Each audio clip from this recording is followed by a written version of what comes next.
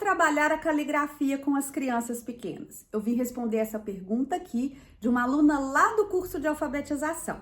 Meu nome é Ludmila Lima, eu sou professora, psicopedagoga, dou aula há mais de 15 anos na rede pública do estado de Minas Gerais. Já alfabetizei muitas crianças e já ajudei muitos professores a alfabetizarem também. Se você também vai alfabetizar, eu vou deixar para você aqui na descrição desse vídeo o link do nosso curso, lá de onde a colega mandou a pergunta. A gente tem grupo exclusivo, onde eu tiro suas dúvidas pessoalmente. Temos também muito material de alfabetização para o primeiro e para o segundo ano.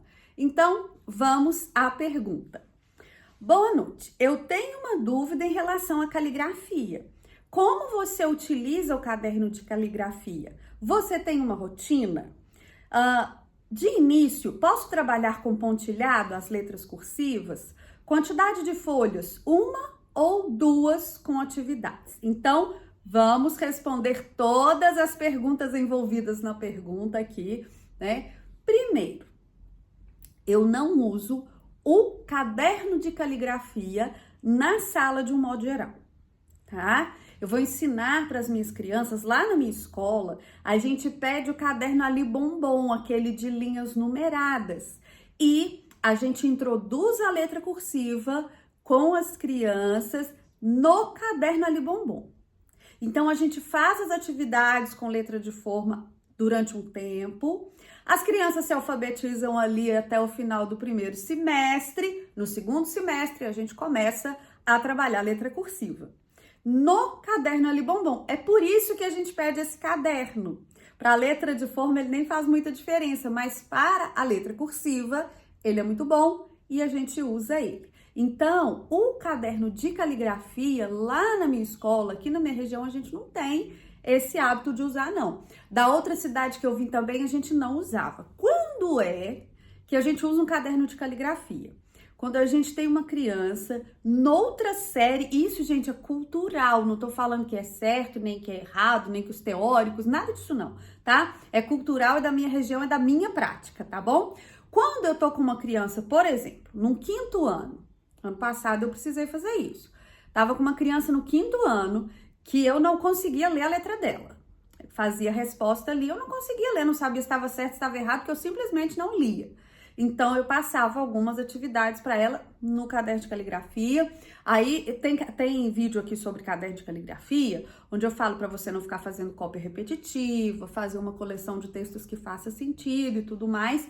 Mas a pergunta não foi direcionada a isso, então eu vou voltar aqui para a pergunta, tá bom? Então, a gente ensina lá na minha escola, no próprio caderno ali bombom, que é o caderninho de atividade deles, ok? Bom, aí, perguntou da rotina. Primeiro, se eu utilizo o caderno. Não utilizo de caligrafia. Você tem uma rotina? Olha, a gente tem uma rotina de sala de aula e no segundo semestre, algumas atividades serão da letra cursiva, né? Então, como que eu ensino a letra cursiva? Eu ensino as vogais, a gente junta umas vogais fazendo umas palavrinhas pequenininhas ali. Depois eu começo a ensinar as letras. Eu faço treino, cada dia o treino de uma letra. Depois, e aí, gente, é aquela coisa, olha, você vai lá no quadro e mostra, tá vendo essa linha aqui? Eu começo aqui, eu subo a essa. Encostou aqui, eu desço. Encostou aqui, eu subo de novo em cima da linha. Eu tô fazendo um B maiúsculo, tá? Aí eu vou fazer uma barriguinha menor, vou encostar aqui nessa haste que eu já escrevi. Aí eu vou fazer outra barriguinha, vou dar uma voltinha e vou parar lá perto da linha de baixo. Aí eu vou começar a letra O, então eu vou fazer parecendo um C minúsculo. Aí eu vou voltar aqui, aí eu vou lá, enfim. Aí a gente ensinou assim, agora a gente vai andar nas carteiras e vai olhar se a criança tá fazendo o traçado certo, sem ficar tirando o lápis do papel, sem fazer o contrário, sem fazer de cima para baixo, de baixo para cima, né? De acordo com que a letra deve ser feita. Então, na época da letra cursiva, a professora faz caminhada dentro da sala. O Google conta os passos lá e você bate a meta rapidinho, porque a gente tem que andar muito dentro de sala, tá? Então, tem uma rotina? Não. Eu começo ensinando as letras, Depois, quando a gente já tem um número suficiente de letras para formar palavras, a gente treina a letra e começa a escrever umas palavrinhas. Eles ficam muito empolgados, começam a sugerir um monte de palavra para escrever também.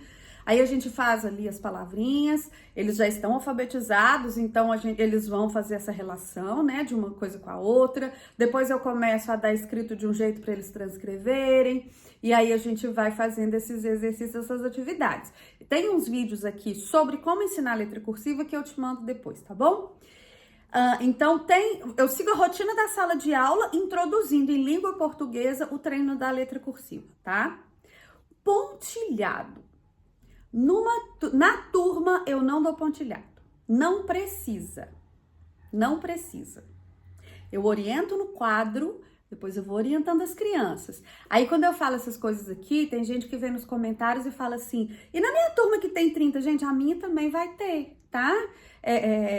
Eu já trabalhei em primeiro ano com 32, apesar que o ideal seria não passar de 25, né? Aqui na escola que eu trabalho, eu acho que nem passa de 25 não, mas... porque eu tava com quinto, tá, gente? Aí era mais.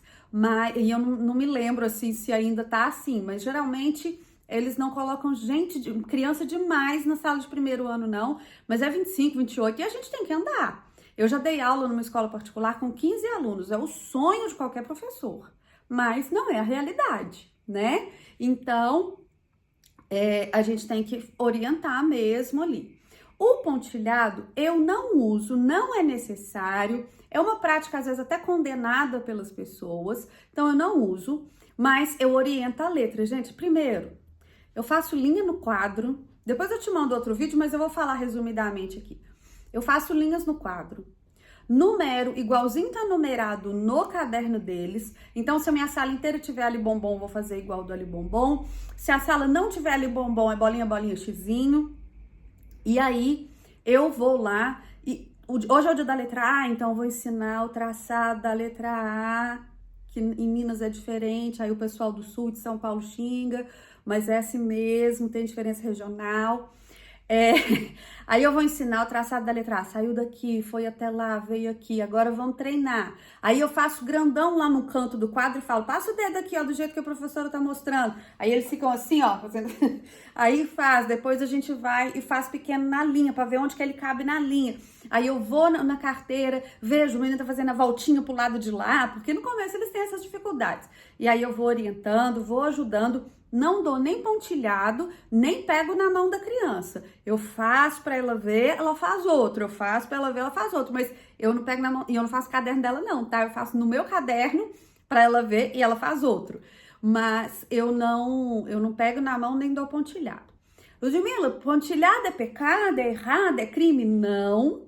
E teve há algum tempo atrás, eu tive uma aluna que por causa de uma condição que ela tinha uma dificuldade motora maior, e aí a gente fez pontilhado para ela, tá? Aí a minha supervisora tentou proibir, disse que não podia, que não se usa isso mais, mas ela tinha uma condição especial. Para ela, aquele traçado era mais difícil, mas a gente achou que também não seria justo deixá-la, né, sem nem tentar fazer. Então, você pode fazer um pontilhado ampliado, tamanho, dependendo da necessidade da criança. Faz o pontilhado ampliado, tamanho de um A4, depois vai reduzindo para ela ir apurando essa coordenação motora. Pode.